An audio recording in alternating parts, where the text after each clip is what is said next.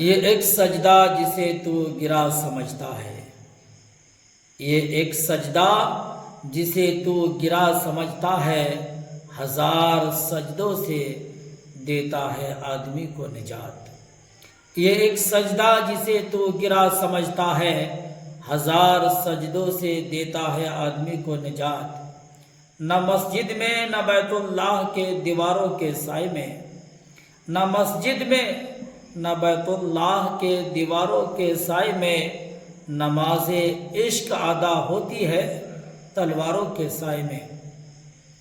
بزرگان دین سے مروی ہے، صالحین کی جماعت سے مروی ہے کہ ایک نوجوان اپنی بہن کو دفن کرنے کے لیے قبرستان پہنچا۔ اپنی بہن کی میت کو لے کر کے جب دفن کرنے کے لیے قبرستان پہنچا تو بے خبری کے عالم میں اس نوجوان کی پیسے کی تھیلی قبر میں گر گیا۔ جب سب لوگ دفن کر کے واپس آ گئے، اس نوجوان کو اپنے پیسے کی تھیلی یاد آئی۔ وہ نوجوان پھر قبرستان پہنچا اور پہنچنے کے بعد اپنی بہن کا قبر کھودا۔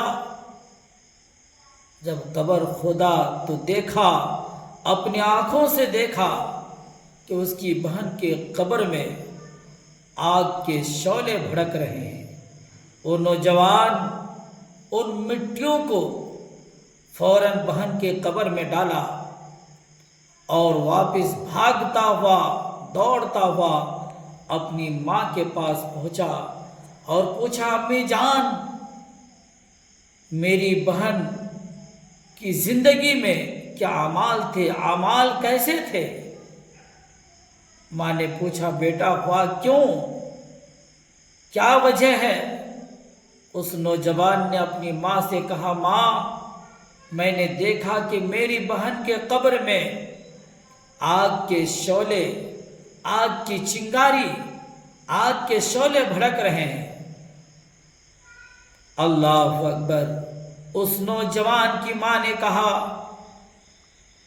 کہ تیری بہن نماز جو ادا کرتی تھی وہ سستی سے اور وقت نکل جانے کے بعد تاخیر سے نماز پڑھتی تھی، نماز سستی اور کاہلی میں پڑھتی تھی۔ اللہ اکبر۔ یہ عذاب نماز سستی سے پڑھنے کی وجہ سے اور تاخیر کر کے پڑھنے کی وجہ سے قبر میں آگ کے شعلے بھڑک اٹھے۔ تو جو لوگ کبھی نماز نہیں پڑھتے، کبھی نماز وقت پر ادا نہیں کرتے، اور وہ لوگ جو نماز ادا ہی نہیں کرتے، نماز پڑھتے ہی نہیں ہیں، ان کا عالم کیا ہوگا، ان کے ساتھ عذاب کیا ہوگا؟ میرے پیارے دوستو، اگر ہم اور آپ چاہتے ہیں کہ ہماری قبروں میں آگ کے شعلے نہ بھڑکے، ہماری قبروں میں ہمیں عذاب نہ ہو، تو نماز پابندی کے ساتھ پڑھے، وقت پر پڑھے۔